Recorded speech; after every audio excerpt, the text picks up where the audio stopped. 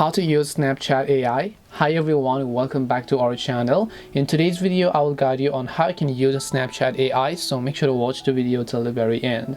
In order to use Snapchat AI, it's actually quite very simple to do so. All you have to do is, first of all, make sure to go ahead and launch a Snapchat application here. My AI is basically a new feature that Snapchat has added so that if you have any sort of questions for your Snapchat account or app, you can simply ask to the AI section.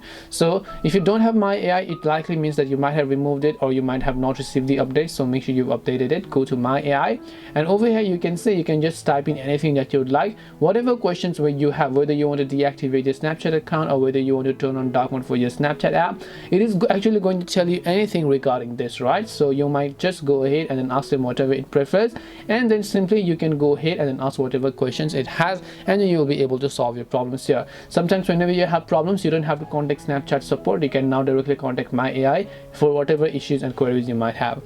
This way you'll be able to use Snapchat AI. Hope this video was helpful. If you have any questions, feel free to leave them down. Thank you for watching till the end, and see you soon in the next video.